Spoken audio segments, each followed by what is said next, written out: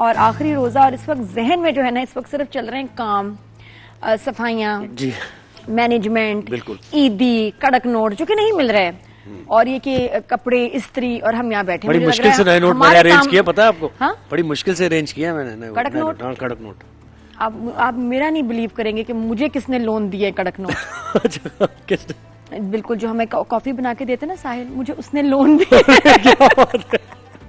Loan इस तरह, मैंने कहा मेरे पास पुराने नोट है। साहिल तुमने मैं ऐसे ही सोच रही, तो साहिल इतनी जबरदस्त हमारे बैरिस्टा है, मैं तो कहती हूँ जो कॉफी बनाते हैं, साहिल ने कहा आप ही मेरे पास है कड़क नोट। क्या देखे, मुझे नहीं बताया साहिल तुमने, हैं? जब ज़ोहैब भाई पूछ रहे थे तुमने कहा नहीं है मेरे पास।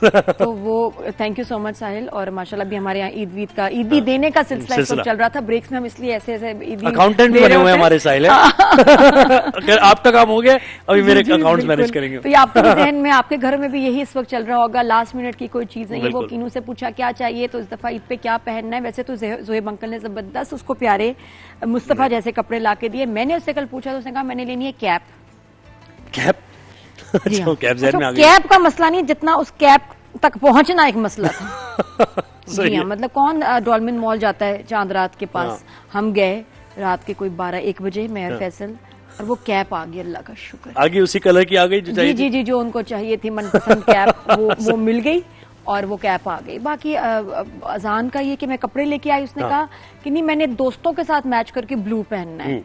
फिर वो 3 दिन पहले की ये बात है। फिर उसको मैंने बैग दिया, मैंने कहा बेटा चेंज करा लेना। वो बैग 3 दिन में 12 दोस्तों के घर गया है और वो कपड़े चेंज नहीं हुए। अब मुझे कुछ पता चला है, ताजा खबर है कि अब जो है ना चेंज हो गया है। जानने का फाइनली मम्मा मैंने ले लिया है माशाल्लाह। बाकी जो बच्चे बाहर हैं उनकी फिक्र है। अलीजे मैं क्या कर रही हो बेटा? काम, कोई छुट्टी नहीं। और हानी भी काम ही कर रहा है, पढ़ रहे हैं माशाल्लाह बच्चे। तो जो बाहर है उनकी ईद वैसे बहुत सैड होती है। और ये जो हमारे साथ गेस्ट हैं इनके भी बड़े काम हैं आज, लेकिन वो काम छोड़ के आई हैं माशाल्लाह। बिल्कुल, मैंने कहा जरा माहौल बनाए, फिर आराम से जरा बात करें। बीनिश परवेज हमारे साथ, उनको आप देखते रहते हैं तमाम चैनल्स में, जहां बात होती है फैशन की, मेकअप की, स्टाइलिंग की। Beenish is always there. अस्सलाम वालेकुम, कैसी हो? अस्सलाम, बिल्कुल ठीक ठाक। अच्छा मुझे ये बताओ यार, मेरा कलर नहीं टिक रहा बालों में। बीनिश ऐश रहता ही नहीं, तीसरी वॉश में खत्म। क्या हो रहा है ये? वॉश में खत्म हो रहा है? हाँ, डल हो जाए, ऑरेंज की तरफ चला जाता है। क्या पर्पल शैम्पू? पर्पल करती हूँ, ड्राई हो जाते हैं बाल, फिर उसके बाद झाड़ू। तो फिर टोनिंग ही करा रही हूँ। मुझे नहीं समझ आ रहा, वो मेरी जो मेकअप आर्टिस्ट कह रही, बाल जो मेरी कलर करी लड़की, वो हैरान है, कह रही आप में मसला है, हमारे कलर में नहीं। आप ऐसा करें, आप अमोनिया फ्री की टोनिंग कराएं। अमोनिया फ्री स्टे करता है थोड़ा सा। वो कहाँ से होगा? नॉर्मल जैसे जो रेंज आप ले रही हैं, लेट्स सपोज आप जो भी ब्रांड ले रही हैं, उसका जो अमोनिया की टोनिंग बन रही होगी ना, उनको आप कहें कि सेम शेड की मेरे अमोनिया फ्री में टोनिंग कर दें। तो अमोनिया फ्री के मॉलिक्यूल्स जो होते हैं ना, वो छोटे होते हैं, तो जब वो डिपॉजिट होते हैं तो वो रहते हैं, स्टे करते हैं। सही बात है। कुछ लोगों को ना, ज़ोहैब को बता रही हूँ मैं तो कहती हूँ कि ईद से ना 3-4 दिन पहले कलर कराएं। वजह है कि बहुत दफा ना इरिटेशन होती है, तो आपको ना स्क्रैच कर रहे होते हैं। मुझे एक दिन तो रहती है, मैं पता नहीं क्यों तंग होती हूँ, वो ड्राई स्कैल्प की वजह। हाँ, वो टोनिंग की वजह से। तो ये ना कि ईद पे आप मुबारक, जी जी ये नहीं होना चाहिए। ये बहुत मेजर मसला है और बहुत सारे लोगों के स्कैल्प जो है वो सेंसिटिव होते हैं। और आपने तो नोट कर लिया, अक्सर लोग खुजा रहे होते हैं और उनको यही नहीं पता होता कि वो जो लेटेस्ट हेयर कलर उन्होंने कराया उसकी वजह से ये एक 2-3 दिन का स्टेज रहता है। बेसिकली स्कैल्प जो होता है वो बहुत सेंसिटिव होता है। जैसे हमारी स्किन के ऊपर से ऑयल स्ट्रिप हो जाता है जब हम फेस वॉश करते हैं, उसी तरह जब हम अमोनिया से कलर करते हैं तो हमारा जो स्कैल्प का एक नेचुरल ऑयल की स्ट्रिपिंग है वो होती है, तो सेंसिटिव हो जाता है स्कैल्प, जिसकी वजह से इचिंग होती है। तो ऐसे लोगों को अगर रूटिंग कर रहे हैं तो फौरी तौर पे अमोनिया फ्री पे शिफ्ट हो जाए। एंटी एलर्जी वगैरह भी तो लेते हैं ना, एलर्जी का वो तो फिर बहुत एलर्जिक लोग होते हैं जिनके प्रॉपर पता है रैशेज होना शुरू हो जाते हैं, इचिंग, पूरी बॉडी में इचिंग होना शुरू हो जाती है।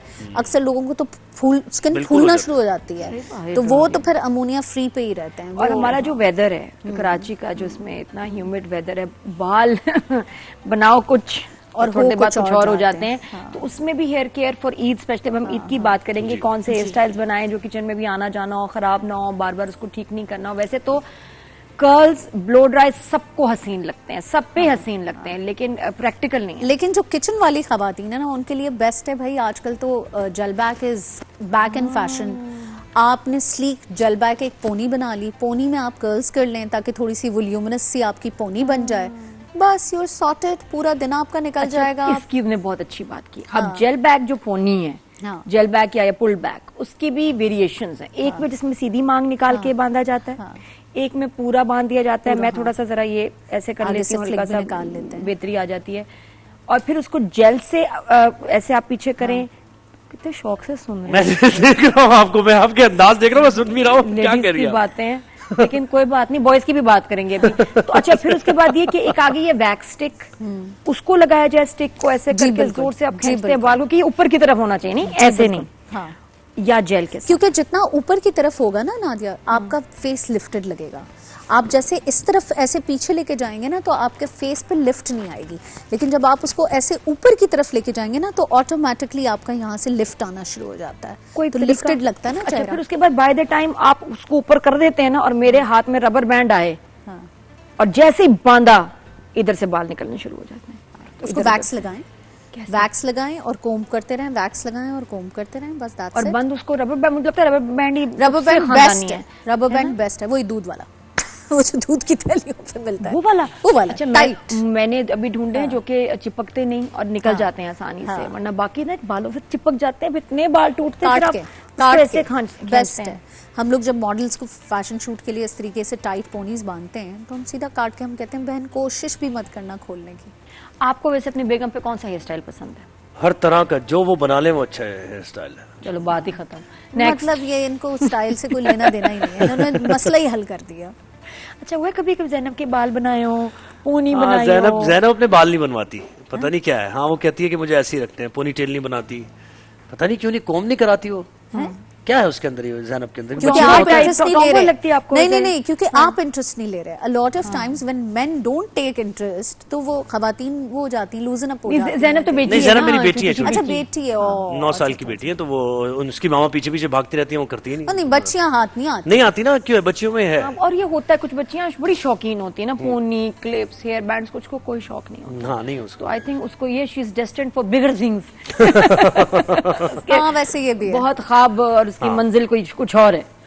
तो सही वो अच्छा, ये आ गया। अब बालों की बात की हमने, इसके अलावा मेकअप, विनेश मेकअप का बताओ, ईद पे कौन सा मेकअप किया जाए, किस तरह के मेकअप शेड्स चीजें इन मेकअप जैसा भी किया जाए, एक तो थोड़ा सा स्किन केयर कर लें पहले आप। क्या ठीक है, स्किन केयर, स्किन रूटीन करके फिर तो बुरा हाल हो गया, डेली मेकअप हो रहा है। तो आप ईद वाले दिन जो है ना वो पहले 2-4 घंटे आराम से उसको पैम्पर कीजिएगा, फिर मेकअप कीजिएगा। मुझे लग रहा है उधड़ रही है यहाँ से स्किन।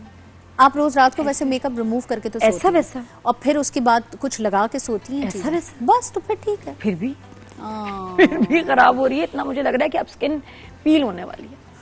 नहीं, अब इतना भी बुरा नहीं, पता है, थकन से और थकन लग रही है, जरूर थकन लग रही है, बिकॉज़ ऑब्वियसली आप रोजे भी रख रही होंगी, शोज के लिए भी आना हो रहा होगा, आप डिहाइड्रेशन का इलाज करें। पानी तो ये आपकी गलती है। देखें, पानी ना पीना वो तो है, इसलिए भुगत भी मैं ही रही हूँ। भी तो इसलिए मैं शिकायत नहीं करी, तो आपसे शिकायत नहीं कर रही। शिकायत भी मेरी अपने आप से ही है, मैं अपने आप से ही कर रही हूँ।